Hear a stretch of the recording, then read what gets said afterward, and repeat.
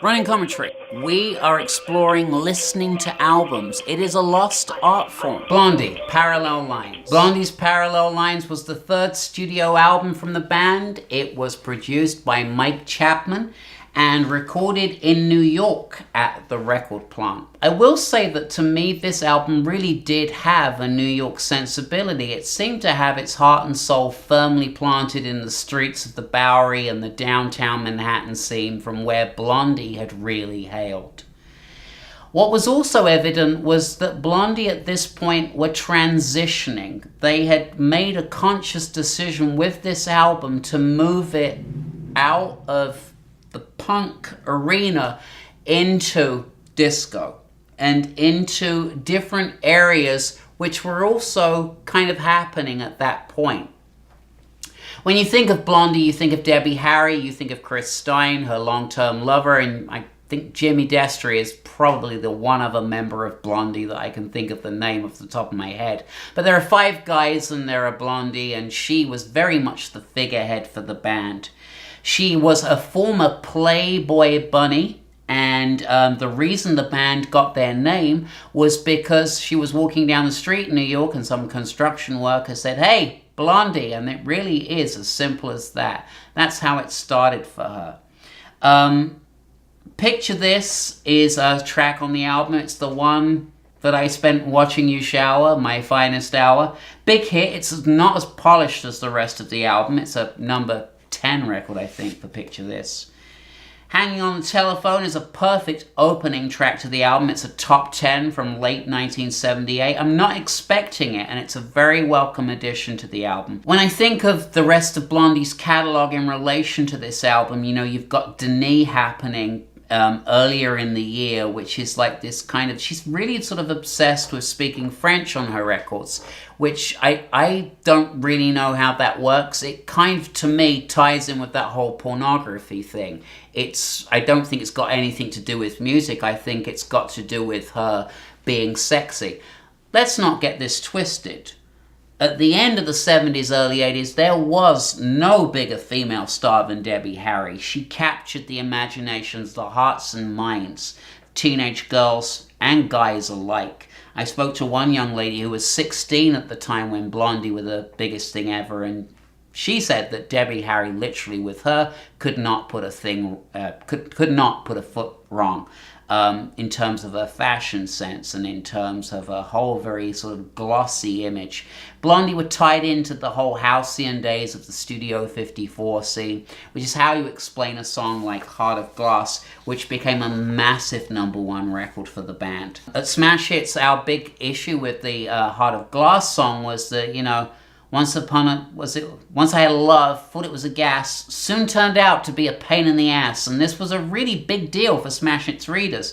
I believe there was a sort of rewrite on the lyric, and it was this whole big deal that Blondie had said pain in the ass, which really isn't that big a deal when you consider that they come from CBGBs and the whole kind of crazy downtown scene that was going on in New York at that time. And let's not forget that Bowery back in 1979 was where you would find most respectable homeless people hanging out at soup kitchens. The fact that CBGB happened to be in that neighborhood, I think, was kind of incidental and also relevant to punk in terms of its juxtaposition with the fleeting nature of commerciality and things of that nature. The reason CBGB worked so well, because it was in a really edgy part of town. No one wanted to be seen on Skid Row in 1979, apart from punks. And let's face it, we're talking earlier still, 77, when the Ramones and all of these other bands are hanging out and playing the gigs at CBGB's,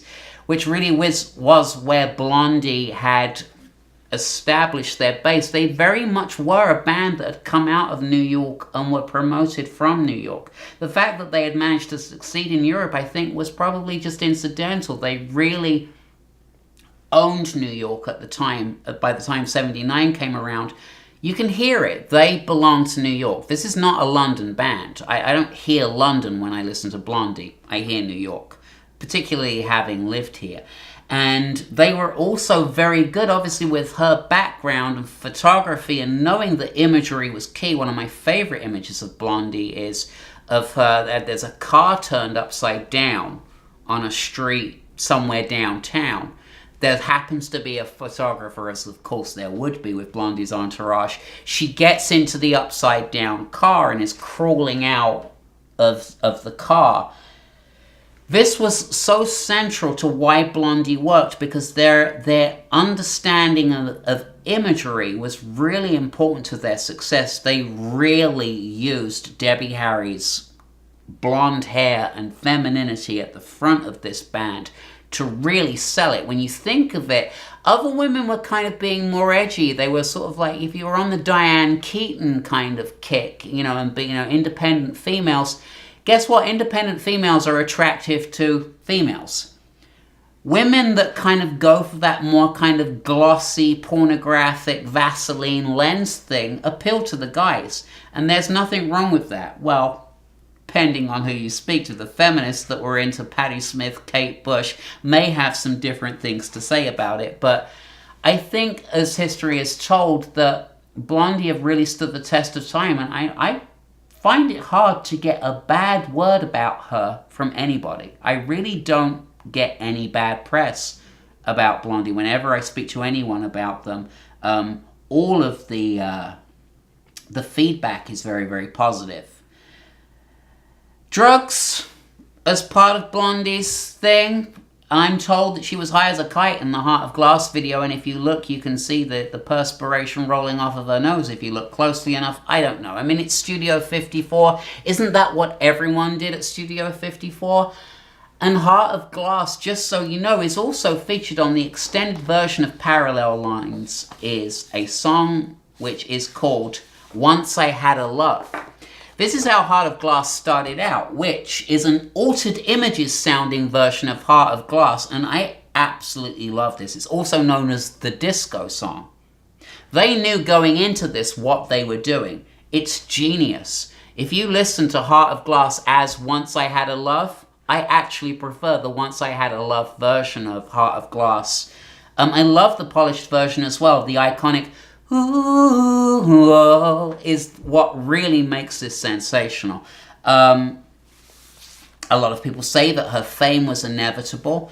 My favorite track on the album is Pretty Baby, which is a song which was taken from the Louis Malle movie, which was at the end of 1978, a controversial movie starring Brooke Shields, who acted as a child prostitute in that movie. So I do understand why the song, in its context to that movie, was not released as a single, but I'm telling you right now, they should have switched out Sunday Girl, which I wouldn't give you a nickel for Pretty Baby, which to me is absolutely the best Blondie song I've ever heard, and I'm hearing it for the first time here on Parallel Lines. It's 2.5, 3 minutes. Debbie Harry is able to do this thing with her voice where she sort of gives you reassurance and kind of tells you that it's going to be okay with her tone. She has this kind of reassuring femininity to her tone at times, which I think was really important in punk music or in pop, to get that balance. I don't always want a woman screaming at me. It's like, okay, great, I get it. I get that you're an independent woman. I respect you. Sure, go get yourself tattooed. Do what you gotta do. I don't necessarily want... The screaming female thing works to a degree, but I don't always want a shrill harpy, like sucking on my neck with her agenda. It gets a little tiresome.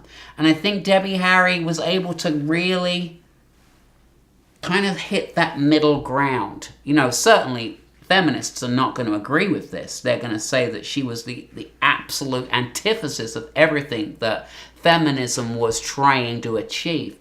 I definitely favor Pretty Baby as the best song on this album. Sunday Girl, I think, killed punk single-handedly. I think Sunday Girl was a huge mistake. I think it's a terrible song. There she is again with that French thing. Please, Debbie, shut the fuck up. I don't want to hear your French anymore. I'm over it. And Sunday Girl is a terrible record. I never liked it. And when it comes to punk, who cares for a traitor? How do you go from Heart of Glass to Sunday Girl, this like sappy, crappy song that was like, fuck off. Really, not interested. Will anything happen? I think this album knows where it is when this song's happening. Will I See You Again is a powerful lyric. It should have been titled accordingly. I probably would have called this song Will I See You Again? Will Anything Happen? 11:59, you feel it trying to straddle the line between punk, disco, and pop. And just so you know, I wrote punk as an afterthought. It's 11:59, 1 minute to midday. Yeah, what's up? What's the relevance? There's no big deal here, really, for me. It's danceable, They have, it has movement to it. Get It On live. I listened to the extended version of Parallel Lines because I was grooving on the album. I enjoyed it. Blondie do a better version of Get It On than the Power Station. They own it as Blondie. They simply move it to sort of punkish 1979. It's not as good as T-Rex, but it's better than the Power Station, and it's certainly not a bad cover version, which, to my mind, a lot of cover versions are just absolutely horrendous. I Know, But I Don't Know is this kind of like, it works. This is new wave now. I know, but I don't know, and we haven't mentioned new wave with Blondie. Blondie are also new wave. I know, but I don't know, and it's going, it's really Marvy. It works. I think this is like, again, it's another single. They could have put this out as a single and it could have worked. I'd happily have done without Dreaming. I don't need Sunday Girl, I don't need Dreaming. Atomic, I live for. I think Atomic is a great song. I'm Gonna Love You Too bounces along like a Buddy Holly tune. I don't like it much, but it's in keeping with the album's diverse genre range. It sort of reminds me of Oh Boy from Buddy Holly. Just go away. If you speak much louder, you'll get an award from the Federal Commission. Yes, this is a lyric in that song. I thought that was noteworthy. I had to write that down. I was kind of taken aback by the lyrics. One way or another, I'll give a shout out here to one of our avid viewers, Francoise Tomaszewski, who names this as her favorite song from the album. And Francoise, we're glad that you shared that with us. I have to say that its place on the album is, of course, iconic. It's a song that everybody connects with Blondie. I don't like it as a song that people trying to be clever about Blondie sort of say, oh yeah, it's like really edgy. It's not really edgy at all. I don't find One Way or Another, I'm gonna get you. I don't know what's going on there, but no. That's not my favorite song, but listen, my friend Francoise thinks it's wonderful, so we'll definitely let her have that. It reached number 6 on the US charts. It reached number 1 on the UK album charts. Fade Away and Radiate is another song on the album. It's contrived. It lacks natural presence of the singles. On the Fade, it's longing to connect with reggae, which myself and my director were saying, which, by the time the tide is high out, they've just thrown it all out to tide. There's no edginess left now. We're the biggest band in the world. We'll do what we like. Yeah, and we'll stop buying the records. And that's what happened. I was delighted to reconnect with Parallel Lines. I found this album to be I found it to shed a lot of light on careers that followed, and in particular Madonna. That Blondie-Madonna connection has to be made. Madonna was clearly watching very closely what Blondie was doing. There's no way around this. I think that Madonna's thing is a little sharper across the board, but I kind of prefer Blondie because it wasn't so calculated. I don't think Blondie really... I think they had fun with it. I don't think that they went out of their way to be calculated. And for that reason, the final mark for Parallel Lines is 83%. Parallel Lines really does talk about the parallel lines that exist within society and music. If you'd like to subscribe to the channel, recommend it to friends, post comments. Also, if you have an album that you'd like to hear reviewed, we welcome your requests.